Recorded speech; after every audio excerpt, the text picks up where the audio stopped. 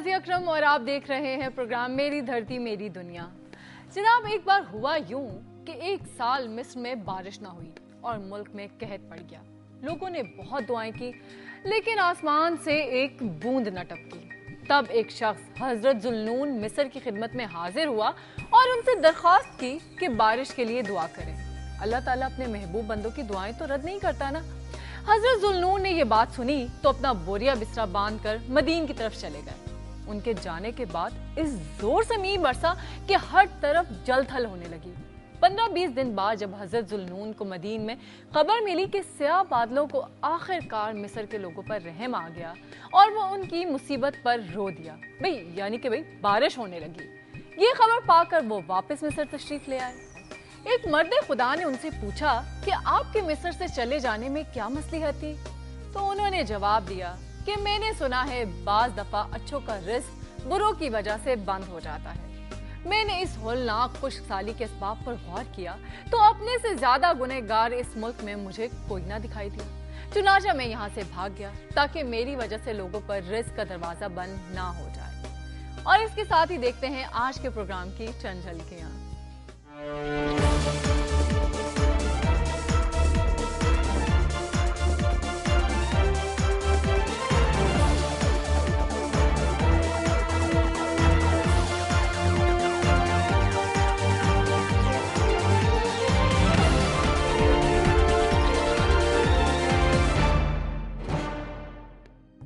James and stones इंसान की जिंदगी पर असरअंदाज होते हैं, लेकिन वो जो असली हों, एवे शेवे के नहीं। कुछ दिन पहले हमने एक रिपोर्ट देखी थी ना कीमती पत्थरों पर। आपको पता है वो रिपोर्ट नकली थी। ओहो, मेरा मतलब है जिन पत्थरों पर रिपोर्ट बनाई गई थी वो नकली थे। अब जाहिर है जो लोग सड़क के किनारे ठेला लगाकर बगैर सिक्योरिटी के पत्थर बेच रहे होते हैं वो असली तो नहीं हो सकते ना। लेकिन नदीम अंजुम ने अब जो रिपोर्ट बनाई है ना वो असली है, यानी कि वो जेम्स एंड स्टोन्स असली हैं। अब ये जेम्स एंड स्टोन्स कहाँ से मिलते हैं और इनकी इंसानी जिंदगी पर क्या असरात होते हैं ये तो रिपोर्ट देखकर ही पता चलेगा। तो फिर देखते हैं ये रिपोर्ट।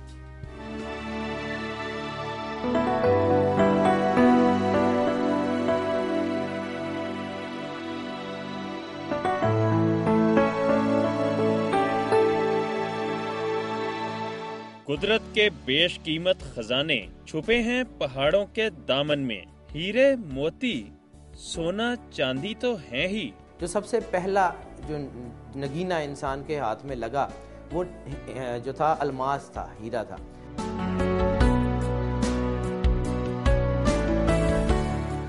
नीलम, याकूत, मरजान, पुखराज, अकीक, जमुरद जैसे सैकड़ों पत्थर जमीन के सीने में पिन्हा हैं। जो 9 जेम है वो अहम तरीन जेम होते हैं जिनको फर्स्ट स्टैंडर्ड ऑफ ज्यूल कहते हैं।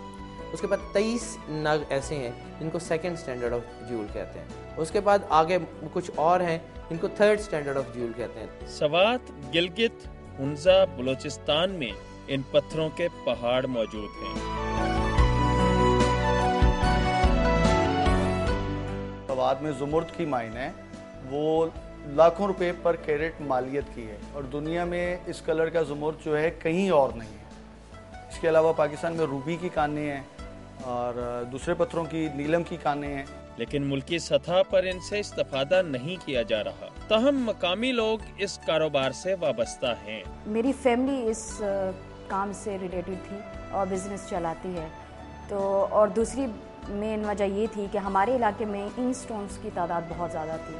हम लोग रॉ मटेरियल सेल करते थे, लेकिन आप जब तक प्रोडक्ट आपका फिनिशिंग लेवल पे आता है तब आपकी प्राइस हाई हो जाती है।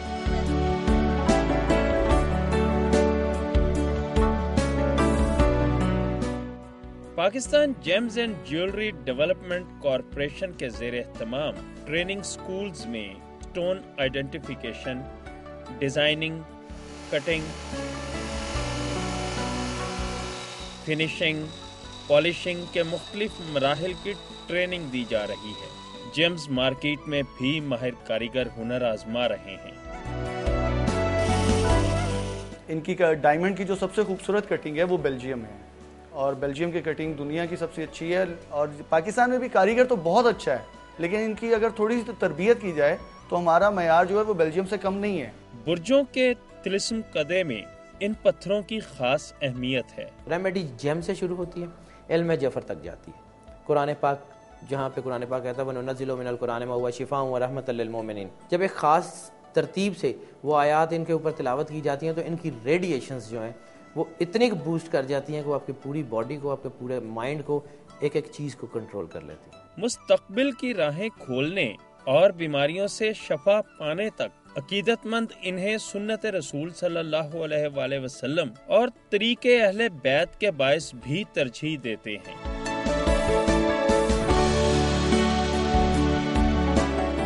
सरकार रसूलुल्लाह सल्लल्लाहु अलैहि वसल्लम की ज़ात मुक़द्दस के हाथ में सुर्ख अकीक की एक अंगूठी थी।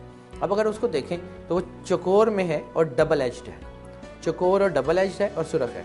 कलर थेरेपी में अगर देखें तो दुनिया में ज़ोहल के 60-70 के जितने भी असरात हैं उसके तोड़ के लिए सबसे बड़ी रेमेडी ये है। 8 कोने हैं, ज़ोहल का तोड़ 8 है और उसका जो तोड़ कलर है वो सुर्ख है। पत्थर पहनकर शायद पत्थर दिल इंसान भी पानी हो जाता हो, लेकिन पत्थरों से हीरे तराशने के फन से आला ऐवानों में विराजमान नाबल्द है।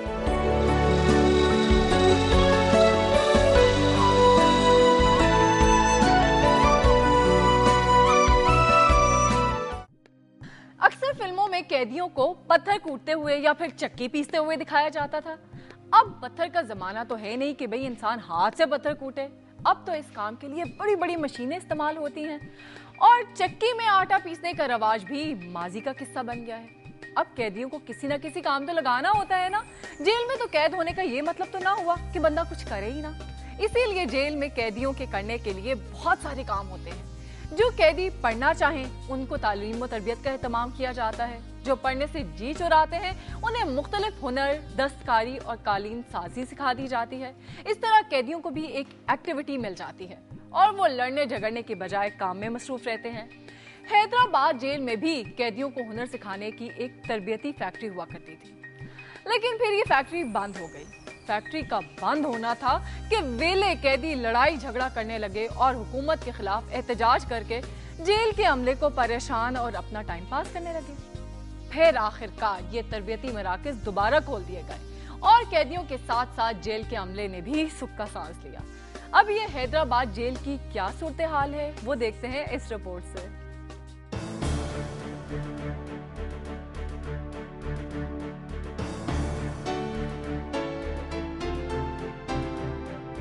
सेंट्रल जेल हैदराबाद, जो कभी जुराइम और मनशियात का गढ़ तस्वुर किया जाता था और जेल में कैदियों का बैरकों की छतों पर चढ़कर अपने मुतालिबात मनवाना मामूल बन चुका था, पुलिस ऑपरेशन के बाद जेल में कैदियों की फलाह बहबूद के लिए इक़दामात अमल में लाए गए और कई सालों बाद जेल फैक्ट्रियां तरबियत के लिए खोल दी गई हैं। आफ्टर ऑपरेशन हमारे डिप्टी सुपरिटेंडेंट सिद्दीकी साहब हैं, माशाल्लाह इसमें माहिर हैं फैक्ट्री सेक्शन में, तो कालीन और दरिया इंशाल्लाह ताला हम बना रहे हैं। और अभी हमारे पास जो लूमें आपने देखी होंगी इलेक्ट्रॉनिक, जो स्विट्जरलैंड से मंगाई गई थी, उस पे हम यूनिफॉर्म भी पुलिस की और प्रिजन डिपार्टमेंट की भी बनाना शुरू करेंगे।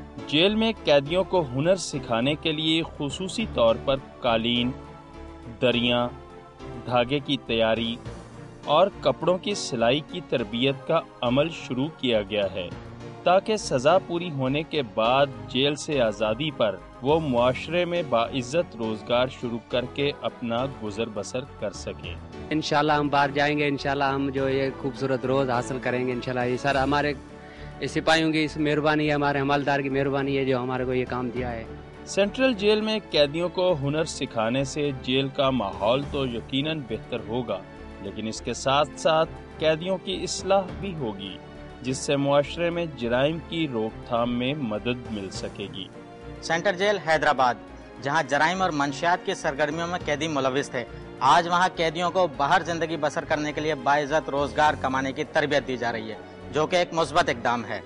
कैमरामैन आमिर जैदी के साथ इरफान आराइन, दुनिया न्यूज हैदराबाद। नाजरीन, अब वक्त तो है एक ब्रेक का, लेकिन ब्रेक में जाने से पहले काम क्यों ना कर लें, एक रिपोर्ट देखते हैं। ओहो भाई, रिपोर्ट नहीं, एक तस्वीर देखते हैं। चले आप देखें ये तस्वीर और पहचानें और हमें जल्दी से बता भी दें। ओके, तो फिर मिलते हैं ब्रेक के बाद।